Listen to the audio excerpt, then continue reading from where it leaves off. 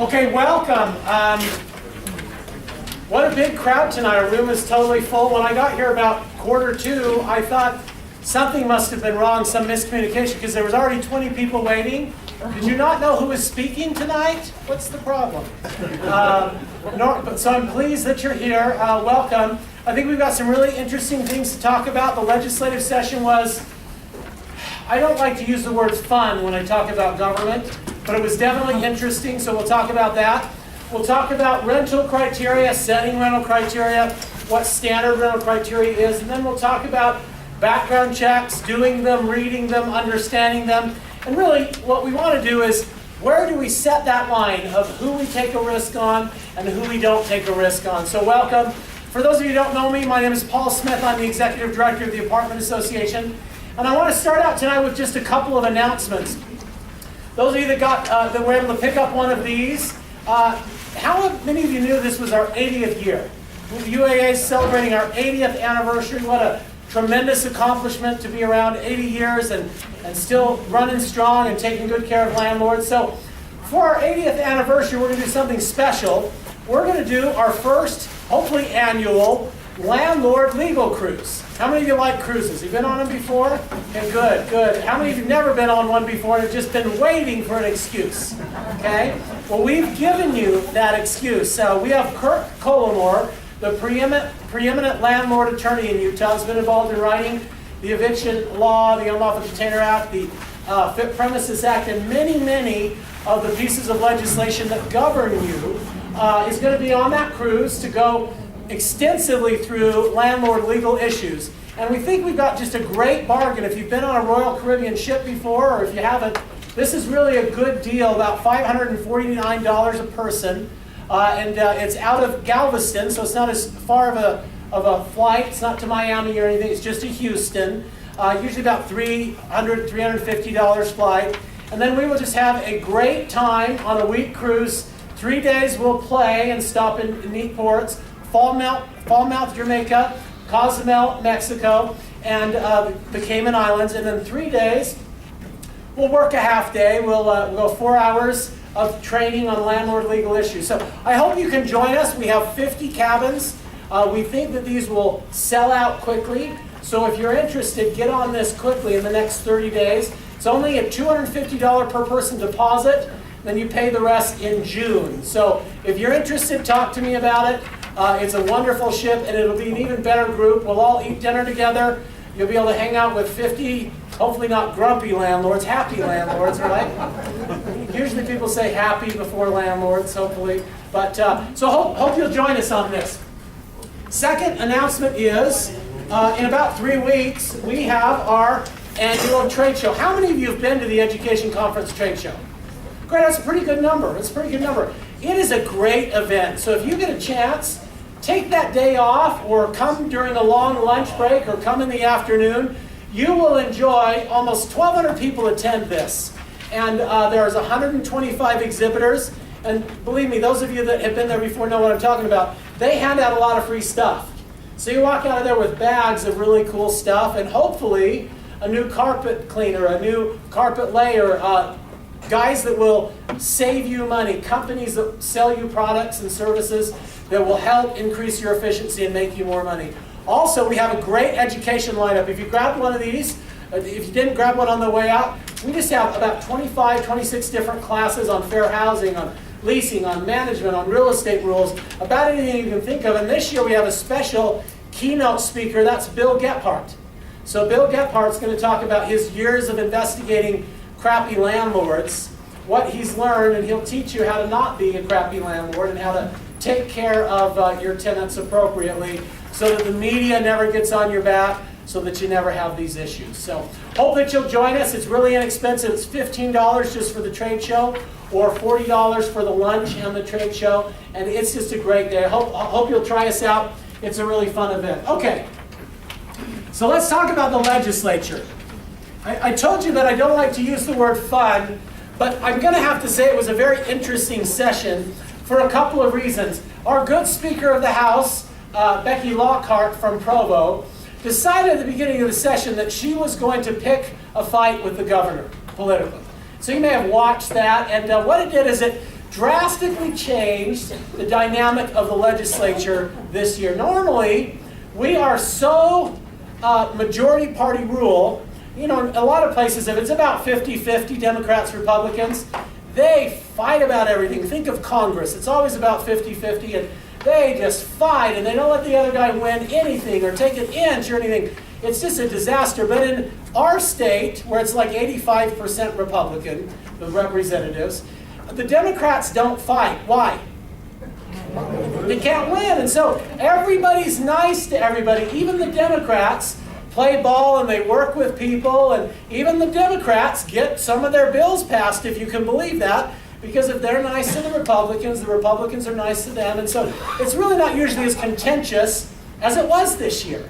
And it was contentious between two Republicans, the governor and the speaker. And any time that they thought that they could embarrass or name call or fight with the other, you know, that happened. And so it slowed down the session considerably. And I'll talk to you about one of the things we did to compensate for that. But one of the other things they did this year is they started budget bills the first week and a half, and they didn't listen to anything else. They didn't have anybody else's bills for the first week and a half. So by the time they started considering regular people's bills on health care and landlord, tenant, and everything else, they were already behind, and they never caught up. In fact, they kept getting further and further behind. Everybody was saying, oh my gosh, my bill is still 17th back, and we've been 4 weeks in the session, and it was very difficult to get bills out of committee and onto the floor.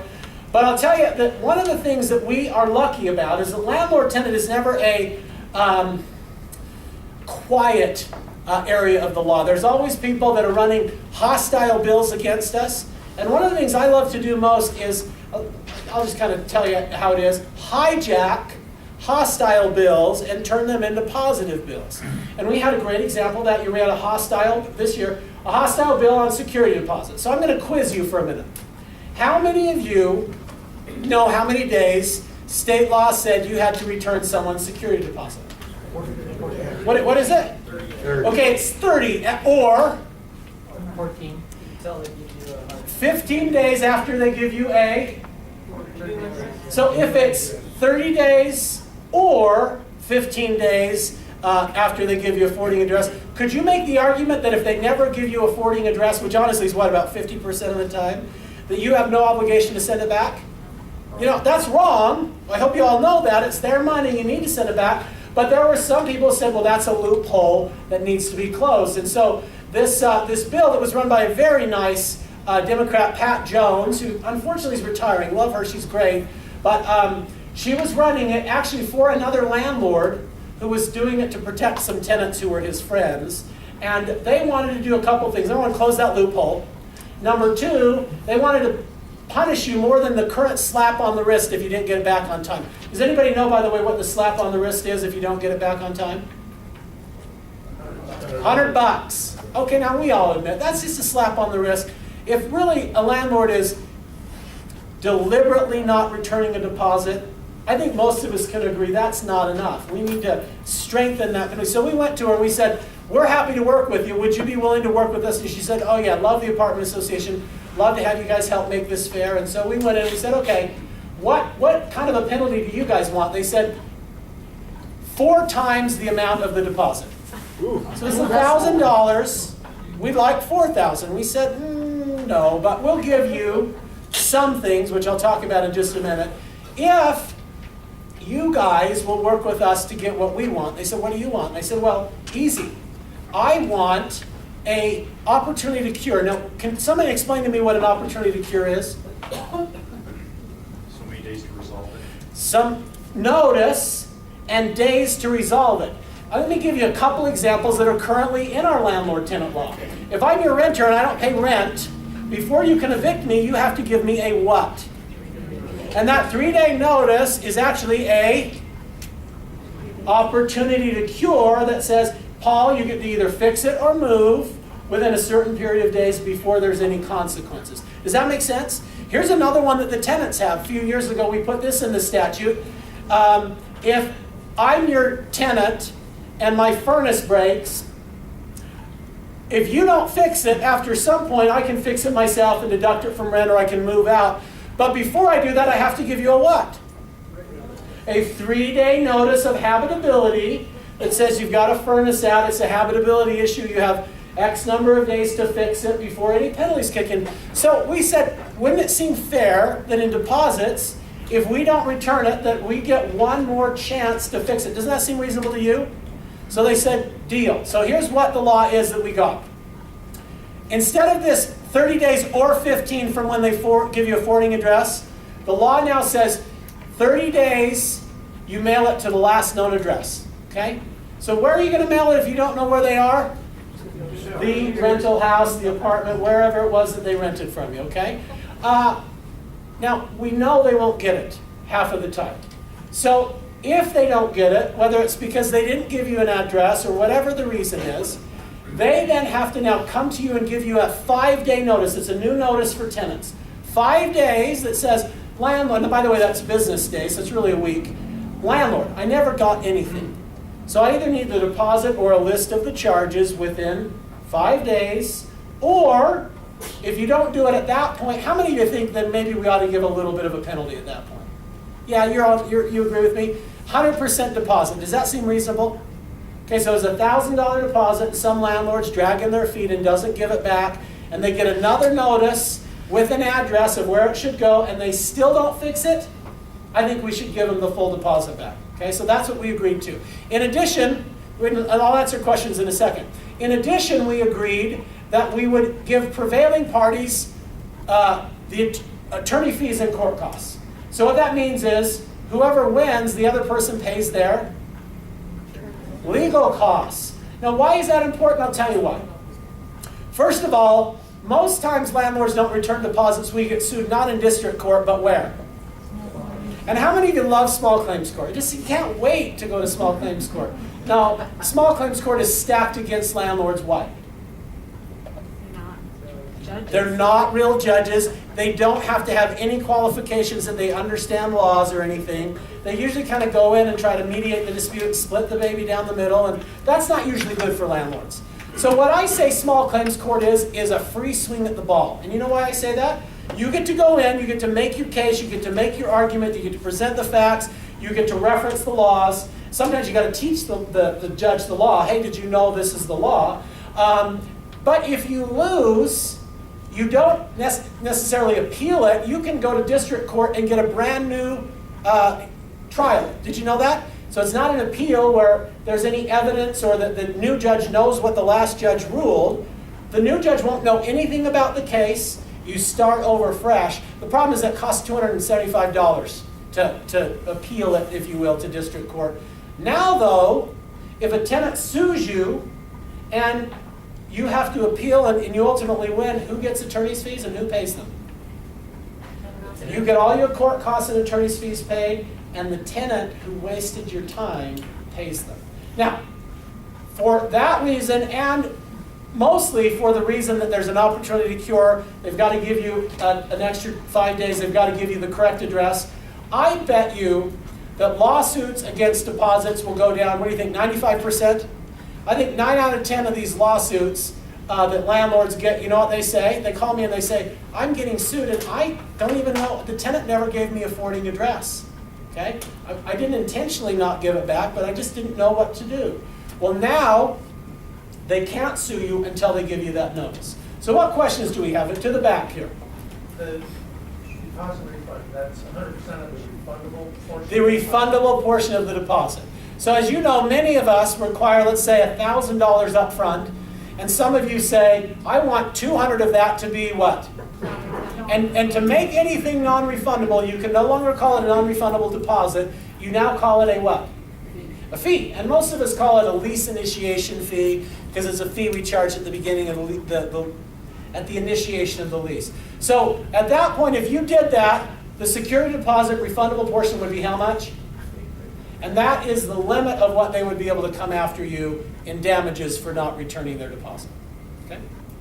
Other questions? Yes? So I understand in small claims it kind of discourage you from using an attorney. Is that correct? For Well, I would definitely discourage you from using a small claim or an attorney in most small claim situations, but not all. Let me give you an example. I know a nice young woman who's very, very nice, but she gets frazzled really easy, okay? And if you put her on the stand and asked her questions and had her try to explain, she wouldn't do a very good job. In that case, I would definitely hire an attorney. If you can articulate in a positive, optimistic, professional way, and you think come off looking decent, then I'm not sure that you need an attorney. But if you have any worries that you're going to come off looking grumpy or mean or anxious or frazzled, then don't go by yourself. In that case, hire an attorney. So my next question was going to be, if the tenant is suing you in the instance of like security deposit, would you recommend getting an attorney being the So generally, if we're talking about a few $100s, I don't think hiring an attorney for a few $100s is necessarily worth it, especially because small claims court is a free swing at the ball. And then yes, if I lost the small claims, I get serious. I'd lawyer up to go to district court and make sure. Sometimes it's funny. How many of you notice this? If you stand there and tell the judge goes, yeah, I'm going to do what I want. If an attorney stands there and tells the judge, the judge is sometimes a different standard. I hate to say it that way, but it's just how the world works. And oftentimes in eviction court, it drags out longer if you represent yourself, and it's faster if you have an attorney. You don't get the damages if you do it by yourself. You get maximum damages if you hire an attorney. So because I've recognized that, I would definitely say if you go to district court, engage an attorney. Okay? Other questions? Yes? You indicate you mailed the deposit on the last day of the 30th day. Well, you just have to mail it prior to the 30th day. So you mail it prior, and then because they moved and it gets returned to sender. Yeah. What do you do with it then? Okay, so let's just be honest. Keep it as evidence. Let's be honest. For any reason, if I mail it and the tenant doesn't get it, I am not going to worry one day, lose 1 minute sleep. Why? Because all you have to do is put it in their file and leave it unopened and... And that's one reason, but the real reason is there's no penalty unless what? And they come back and say, I didn't get it. Then you say, oh, I'm so sorry. I did the best I could, but now that I know your correct address, boom, here's another copy.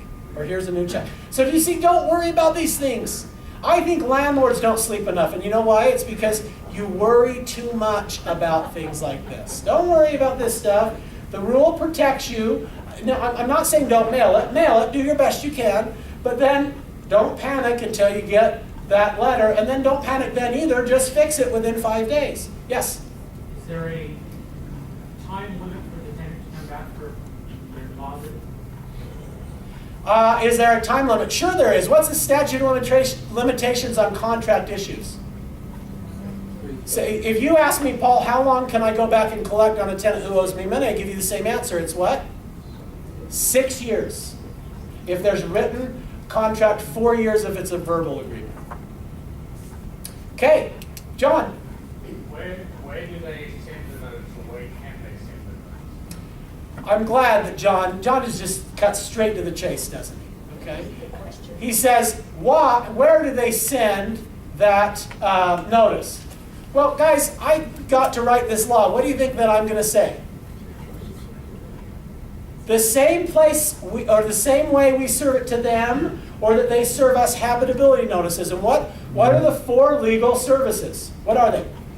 1, I could serve it to the tenant personally. 2, after failing to answer, I could post it to the door. 3rd, in which I would never do, is mail certified. Why do we never mail certified? Come on, they never pick it up. So, and besides, it's so much easier to knock on the door and either hand it to them or tape it to the door. And then 4th, I could serve it to somebody over the age of 14 or 16 that's not on the lease. But why would I do that when I could just say, hey, babysitter, would you shut the door so I can post it to the door? Okay? All right. So yes, those are the ways, and that's why I think landlords are so protected, because they can't send you text, they can't send you an email. And I hope if they do, you'll honor it and you'll respond to it. But they can't go to court and say, I sent him a text, that should be good enough. No, the law is very clear. It has to be served one of those 4 ways. Or the other option is, or however you designate in your contract. So if you say it's okay to email it to me, or it's okay to text me, then that would be sufficient as well. Yes?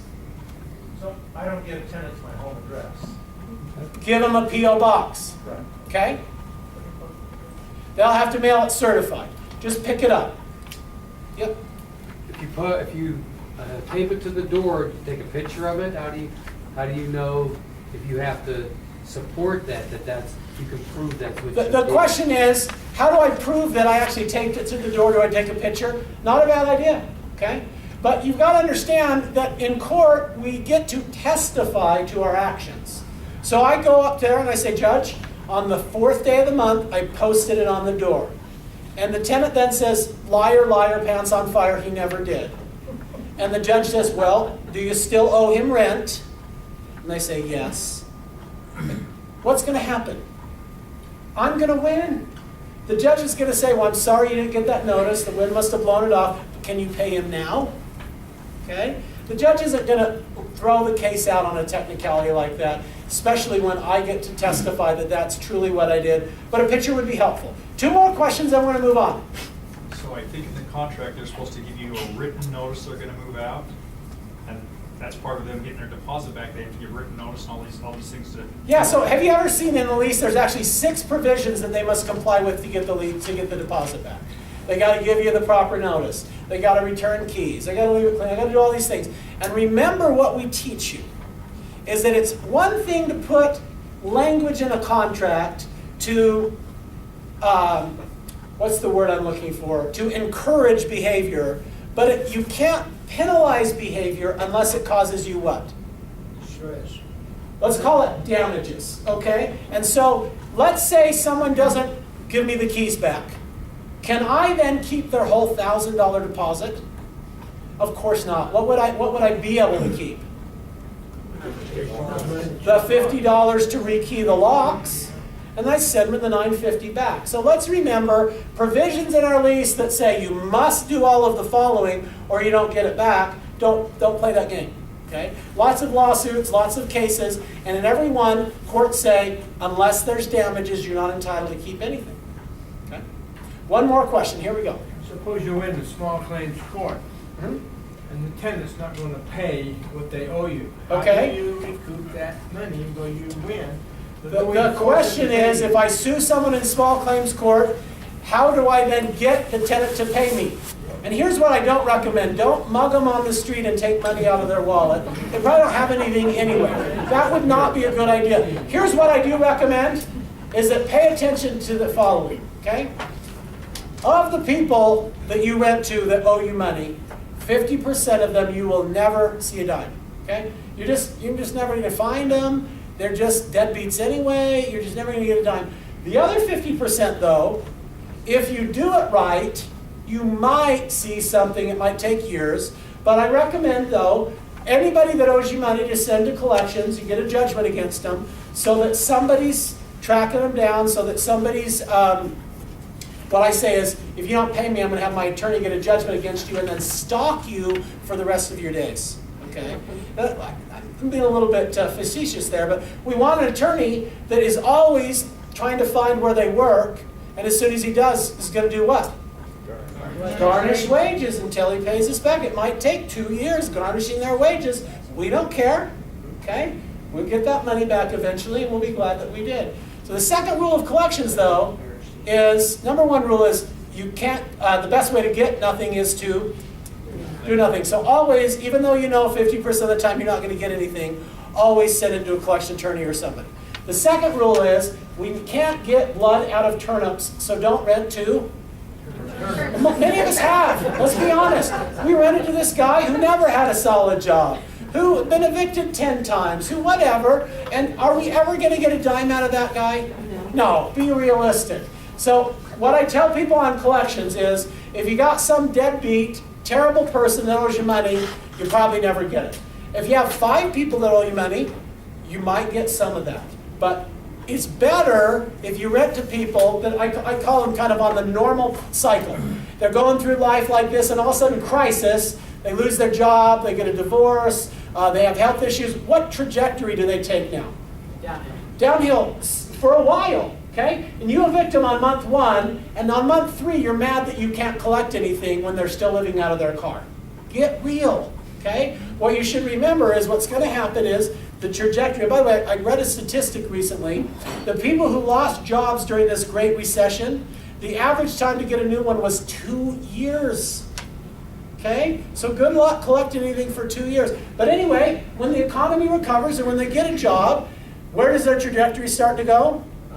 Back up. And when they're back here again, that's when it's ripe for our attorney to find them and garnish their wages. Okay? And so that's what I recommend, is be a long-term guy on collection. So that is all we're going to talk about. I'll answer questions after on the new security deposit law. How many of you are happy with that? You think that's a good deal? Yeah. I think that's a really good deal for us. Okay, open your legislative issues packet. On the front page, we talk about radon. One quick question. I will make you copies after. I didn't anticipate this many people, but we will make copies after. So the radon gas. Anybody heard of that before? Yeah. Okay, and do you like it? Do you hate it? What do you think about it? Okay, radon is generally not on our good list, is it? Okay, radon gas makes people sick, can even be fatal in certain high concentrations, but it's a lot like mold and mildew and meth have been plaguing our industry for years. There's a lot of people that make a lot of money off testing and remediating, and so they would love the state to regulate and make radon tests required during every real estate transaction. So that bill that has been proposed twice in a row now. And let me just remind you how many real estate transactions there are. There's about 30,000 sales transactions, just residential rental property. There's 210,000 leases, okay? 7 times as many leases. So these radon rules would affect landlords 7 times as much as they would realtors, okay? And so the average cost of a radon test, anybody have an idea? Have you done one recently? About $6 or $12, I think. Radon tests are about $300, okay? Can't To do the home ones aren't generally reliable. The professional ones are about $250 to $300. And by the way, let's call a spade a spade. Could every single one of us beat a radon test? Yes. Yeah, how? Open a window, for heaven's sakes.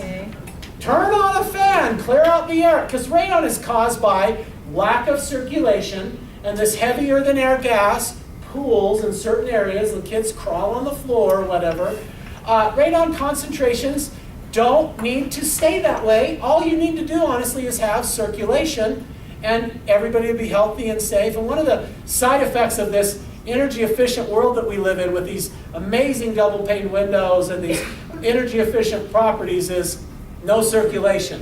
So you gotta retrofit with fans and things like that. How many of you put new windows in and all of a sudden you had water issues and mold issues? You never had that until you put the new windows in, but it's just a side effect. Radon's the same thing. We're having more problems with radon because our energy efficiency standards trap it, okay? So, we don't think, maybe you might think, who thinks it's reasonable to require 210,000 leases a year to test for radon and wait 2 weeks till the test comes back? That sound reasonable to anybody? No. So we're able to usually convince reasonable legislators that that's just too burdensome, too costly, it's inefficient, and what we need to do is educate landlords and tenants about the dangers of radon and get them circulating air. What is the fix? If you do have a problem property, what is the fix? Putting a fan in.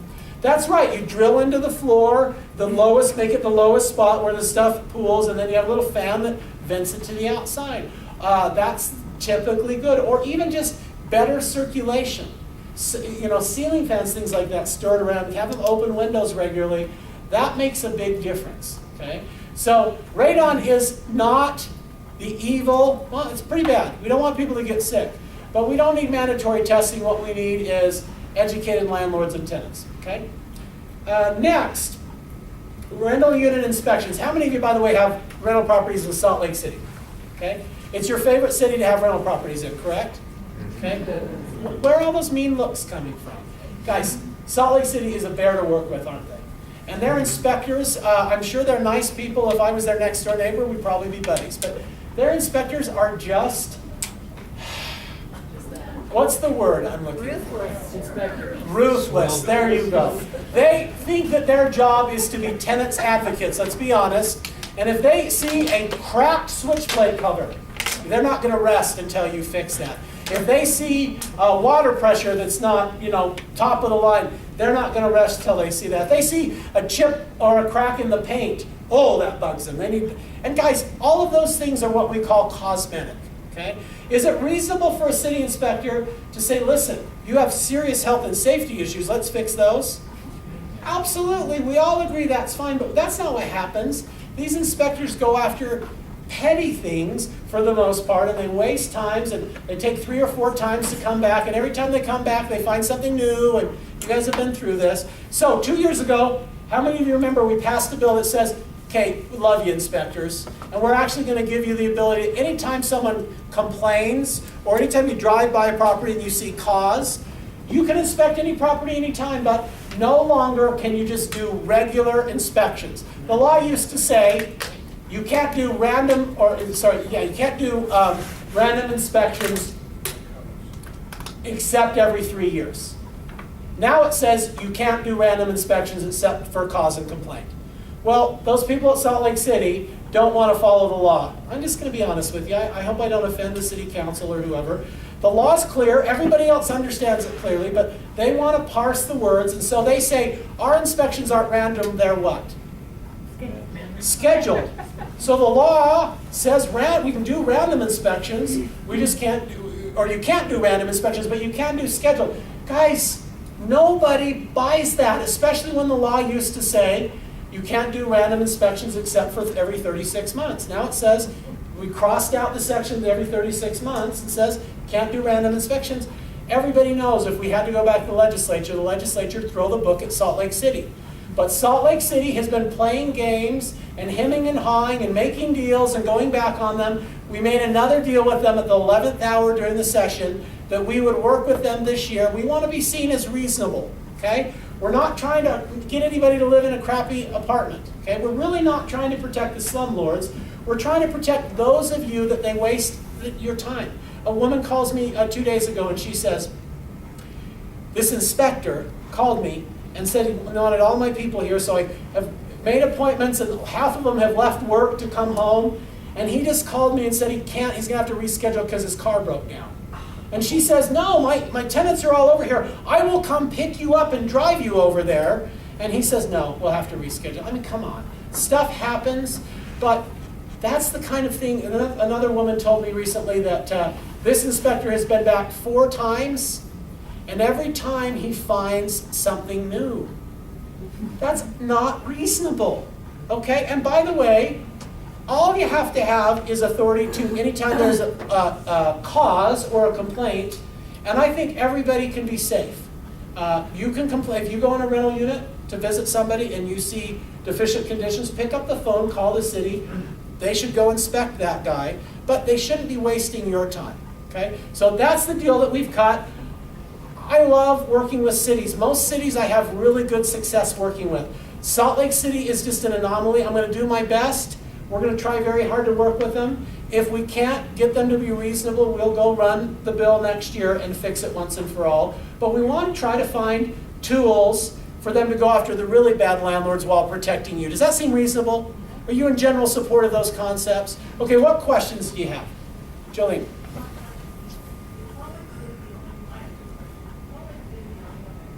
Yes, Salt Lake City is the only one that does it. Park City flirts with it. If Park City has someone they don't like, they go do it. But they don't. Nobody else does it regularly like Salt Lake City. One of the reasons they do, guys, let's just be honest, they have like 10 or 12 inspectors. And so they're trying to save their jobs. I just give them a job somewhere else in the city. There's plenty of other jobs. They don't need to stay inspectors. Retrain them, you know. Turn them into IT guys or whatever, but don't keep doing inspections when we really just don't need them, okay? Oh, by the way, you'll love this one. Brand new building gets built in Salt Lake City, okay?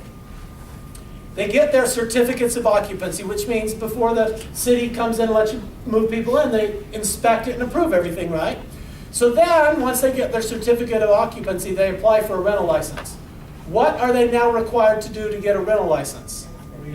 Inspect all 300 units again now that people have moved in there. Are you kidding me? We are talking about wasting time. The average inspection takes 15 minutes. On a 300 unit complex like that, one inspector could do 32 a day. That's 10 days that the manager has to go walk through every unit. So that's just the staff, okay? And then anything they find, the maintenance guy's got to go take care of. But think about the inconvenience to those 300 tenants. It's absurd, and we're trying to be nice about, words like absurd and ridiculous probably aren't nice, but we're trying to help Salt Lake City see, go after the bad guys, but don't waste people's time. It's not a good idea. Okay, one other question back here. Jolene? Yeah, my thing, what's always saying, he's talking about when you do, and some of it goes. Yes, we all recognize some of it is too petty. Yeah. You can tell us your story later. Does anybody have any other questions? Yes. Find Salt Lake City, because there's certain areas around the valley basically. What I mean is property taxes are to incorporated Salt Lake City, okay? So, whatever the incorporated boundaries of Salt Lake City are, everywhere else doesn't have inspectors. They only inspect on cause and complaint generally, okay? Yeah, one more question. So between now and when can they not inspect? Okay, their city council told the inspectors, I was in the room when they did, 1 year moratorium while we work with the apartment association. In fact, it was unanimous. All 7 of those council people said, we're going to try to work with the apartment association. You guys keep inspecting and ask, but if somebody tells you no, we're not going to have any penalties. Okay, that's what the city council told them. Even this week, those inspectors are still threatening people and sending nasty letters. And every time I call the city, they just say, ignore it. Okay, I hate it. It's hard to ignore a mean letter from somebody, but just trust me, ignore it. The city attorney's given me his word. He will not come after anybody while we're doing this moratorium. Okay? All right, next thing. We talked about deposits, so turn to rentals and HOAs.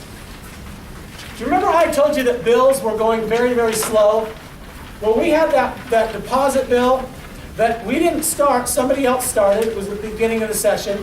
We had got it through the House and made changes along the way. We had another bill that wasn't moving on HOA restrictions. By the way, how many of you in this room own rental units in an HOA? Great, that's a pretty good number. How many of you think those HOAs treat you fairly? Raise your hand. See, none of those hands went back up. Okay? HOAs are notorious for not treating landlords and tenants fairly. In fact, they hate them. I don't think that that's too inappropriate to say. And they do everything they can to make your life miserable and to try to drive you into bankruptcy and out of existence. Okay? They may not look at it that way, but I think that it's fair for us to make that argument. So this year, we ran a bill, and originally the bill was much broader. It basically said HOAs can't have any different fees or treat landlords or renters any differently than they treat anybody else. By the way, on Monday I got this letter from this guy. His HOA charges, anytime a renter moves in or out, $500 fee. Ridiculous. I mean, totally outrageous, okay? And so we know that's outrageous, but the HOA guys, some of them are pretty good guys, and they said, you only gave us 3 weeks notice. We need more time. Can you give us a year? If you'll give us a year, we'll help write legislation that does what 95% of what you guys want, but protects about 5% of the things that we think are legitimate. Like for instance, one of the guys told me a story about an HOA that's recreational property out somewhere, and they have a big fish pond. And they notice that it's the rental units in this HOA, in this recreational area that tend to use the most fish. And so they think that it's reasonable to charge the rental units more to restock the fish pond. And the rental unit owners in there are okay with it, and they approve it because they think it's fair. Okay? So all right, I don't want to throw the baby out with the bathwater. So we gave them a year on that to help us have language that's does 95% of what we want, definitely gets rid of that $500 fee every time a renter moves in and out, but allows some flexibility. But what we fixed this year were two things. How many of you have ever had an HOA say, before you can approve a renter, you have to get the board's approval? Okay? Yeah? There's hands going up in here, guys. How outrageous. First of all, the board doesn't meet very often, so the efficiency of getting a decision is just ridiculous. Second of all, what if the tenant or the applicant's name is Mohammed or Ramirez, or they have children? If the HOA turns them down, who's going to get sued for fair housing? You. You can't ever outsource or delegate the ability to choose or select tenants to an HOA. So we put that clearly in the law. HOAs, knock it off. You can't do that anymore. The second thing that we did was say, a lot of HOAs are asking for copies of credit reports, copies of applications. Does that happen to you? They ask for those kinds of things. No, you wouldn't ever give them that. Why? It's because it's their personal. It's private, confidential information. I'm not giving somebody's social security number to that Yahoo in Unit 310. Are you kidding me? Okay? I mean, he got elected to be on the board. That's fine. I respect that. But I'm not giving him personal information, putting myself at risk. So we made it clear they can't. They've got to stop asking for those things. But I got to tell you, this is just the first step in a several-step process where we're going to help HOAs understand, and if we have to do it by passing legislation, that they need to start treating landlords fairly. Okay, questions right here. Can the HOA say you can't rent your unit to somebody? I mean, Can the you HOA can't rent it to anybody. say no rentals in our HOA? That's what CC&Rs are all about. Yes, they can. That's why it's risky to buy things in HOAs unless you have bylaws that say a certain percentage can rent and this one's can rent. So don't ever buy anything in an HOA that you're going to rent without doing your due diligence first. Now, I do think there should be some hardship exceptions. You know, if you're, consolidate households or move or something, I think you should be able to rent for 18 months or something like that till the market recovers or something. We eventually might put rules like that in there. The HOA guys would go nuts if we did. It'd be World War III, we'd win. But we kind of like to do consensus bills, so we probably won't go that drastic, but right now, yes, they can ban rentals in certain cases. They would have to have that in their covenants before the first place was sold. They can't add that to the covenants after that. They actually can add it in their covenants and rules. There's a statute 4 or 5 years ago. It's actually, I'll help you find it if you need to. It's right in the HOA Condominium Act. There's a section on rental restrictions and what the procedures are to add rental restrictions and what they can and can't do. So unfortunately, we wish they couldn't, but they can. Other questions on HOAs before we go? Yeah? So if you already got one in an HOA, Yeah. can they like grandfather that as a rental, or can they change it and make it so you can't rent that? If I bought something that was a rental and that board at the time said they accepted it as a rental and the new board tried to drive me out, I think I would go litigation route. I think I would try to work that out. So I don't think that it's fair for you to buy something knowing the rules and have the rules change after. Do you think that's fair? So I just want you to, number one, take responsibility for knowing the rules in advance. And number two, I want HOAs to stop changing rules. That's fair to me. Okay, next one. Let's talk about housing authorities. How many of you rent to people on housing? Okay, great. And have you had some really good tenants on housing? How many of you have ever had a housing authority that was hard to work with or a pain in the you-know-what to work with? Okay, I'm seeing lots of hands go up. Unfortunately, we love to rent to people on housing, but we hate the rules and regulations that housing authorities impose. In fact, they've gotten so bad that most of the large apartments said, we don't want to do any housing anymore. Why do they not have a choice? Because 37 states allow people not to work with housing authorities or Section 8. There's just 13 states like ours that have what? Source of income as a protected class. Source of income as a protected class means I have to work with somebody regardless of if the government's subsidizing their rent. So it means I have to subject myself to inspections. I have to sign their paperwork and all of that kind of stuff. And you know what? 20 years ago when that law passed, the landlord industry didn't fight it, and there's two reasons. Can I tell you what they are? Number one, the federal government guaranteed the condition of the unit at that time. Okay? This is in the 90s, and the federal government said if we have a tenant that damages your place, we will fix it. Okay? Does that happen anymore? No! The federal government wised up and realized how much money they were wasting on that and said, we're stopping doing that. Second thing is the federal government promised us that if renters who were on Section 8 ever were evicted or owed a landlord money, that they would never be eligible for housing again. Does that happen these days? No, I bet there's thousands of people on government housing nowadays that have been evicted by one renter or one landlord while on Section 8, and Section 8 renews their voucher somewhere else. Okay? So I don't have a problem with the people. What I have a problem is with the government program. So we ran a bill this year to do away with source of income as a protected class. To say landlords can choose whether or not to rent to people on housing. And the housing authorities came to us in a panic and said, gosh, we think we'd lose 75% of the landlords if they didn't have to work with us. And you know what I said to them? It's your own dang fault. If you were better to work with, if you followed your own rules, landlords wouldn't be so frustrated with you. And so we cut a deal instead of the legislation that we will have quarterly meetings with these housing authorities. And by the way, some of them are fine. Okay, some of them are great. And not just fine, they're great. Others are just real problems. Let me give you a couple examples. Let's pick on Salt Lake City Housing Authority. Salt Lake City Housing Authority, there's some really great people there.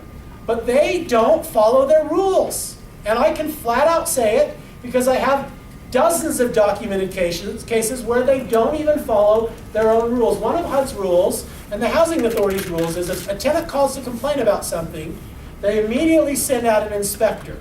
And if it's not an immediate threat of life and safety or a habitability issue, they give the landlord 30 days to fix it. And if the landlord asks, they give them an additional 30 days to fix it. Well, they had a case where a tenant called and said, we have bed bugs. Now, is bed bugs a health and safety issue of any kind? No, I mean, it's inconvenient. I don't want them, okay? I'm just be honest, I don't want them. But it's not a health and safety issue. They don't spread disease. It's kind of inconvenient, but it's definitely not a health and safety issue. Well, they call the housing authority. They say, we've got them. Housing authority is supposed to go inspect. They decide not to. Why? Well, we don't want to get bed bugs, they say. So instead of inspecting, that's their first violation of the rule. The second is they send a letter to the landlord and say, immediately fix this. They don't have any authority to do that. That's an outrageous threat. Fix this or we'll stop paying is what they say. Okay? So the landlord, like most of us, fixes it the best they can. So the next day they send an exterminator over to explain what the tenant's role is going to be in this process and all the things they have to do, and they'll come back and spray the next day. Well, the exterminator comes back, and for 14 straight days, this tenant's not ready. They don't do what they're supposed to. Finally, on the 14th day, guys, they get in there, they take care of it. Next month's rent, what do they get from the housing authority? 0. 2 weeks deducted. Are you kidding me? Okay? When I tell other housing authorities that story, they just about have a heart attack because they cannot believe that people violate the rules that badly. Okay? Another one down in Utah County. The Utah County Housing Authority had a renter that was on housing, moved in. There was a leak of some kind. I think something upstairs broke and there was a flood or something. So the apartment complex moved this tenant to another unit. When their unit was ready, they said, we don't want to move again. Can we just stay here? And everybody thinks that they sent notification to the housing authority and address change. But of course, housing authorities have so much turnover in staff, can't find the paperwork. So a year later, the housing authority comes to do the inspection. Get ready. They say, wait a second. According to our paperwork, you're supposed to be in Unit A. You're in Unit D. What's going on here? So everybody explains, and they say, well, if you moved to Unit D 11 months ago, then we shouldn't have paid you 11 months rent. Mm-hmm. And you know what the housing authority then does? This apartment committee had 20 tenants on housing. So the next month's check, they required electronic payment. They deducted 11 months rent for that unit out of the other tenants' money. They stole 10 other renters money, and outrageous. It's against their rules, it's against their policy. And when we went to HUD about it, HUD said they didn't have to do that. They could have just said, yeah, we'll just make a note in the file, substantial compliance. I mean, did the landlord provide housing for 11 months? Absolutely. So here's the other funny story here. You don't find this funny? He's laughing. The housing authority, then the landlord says, what are you doing to me? This isn't fair. And they say, go after the tenant for that money. So they file an eviction, they evict the tenant, and then what does the housing authority, what are they supposed to do if you evict a tenant? They're supposed to lose their housing. The housing authority says, let's move them to another place. And they currently are on housing in another place. Okay? It's ridiculous the way some housing authorities treat us, and if we don't get them to fix it, we're going to change the rules so that we can opt out. But we did, again, we want to give people a chance. We want to work through these issues. So we did, and we don't want to punish tenants, but we want housing authorities to clean up their act. Any questions? Yes? Exceptions where you don't have to accept Section A? Sure. Who's exempt from fair housing? He asked if there's any exceptions. I don't have to accept Section A. Under 4 dollars. Yeah, if I have 3 units or less, I'm not covered on any fair housing, so I could immediately say no, I'm not eligible, or I'm not covered by fair housing. Second is if they fail any of your other criteria. Okay? So if they're on housing, but they've been evicted before and you don't work with people who've been evicted, or they're on housing and their credit score is 500 and you require a 600, then you can say no for those normal reasons. But what you can't say no to is if they meet all your other criteria and you don't want to sign the paperwork with the government. You don't want to go through their silly inspections. By the way, when I say silly inspections, if they follow their rules, they wouldn't be silly inspections. The rules say we look for health and safety things. But I honestly had an inspector at one of mine on a re-inspection. Most of the time, it's not the first inspection they ever find anything because they're motivated to what? Get the tenant. It's the second one that they say, here's $4,000 of upgrades we want you to do. So this inspector said to me, I'd like you to replace that refrigerator. And I said, okay, can you tell me why? He says, yeah, because it's not frost-free. And the tenant says it's awfully inconvenient to have to defrost it every few months. I rolled my eyes at him and I said, no. And you can't require it, and I have your boss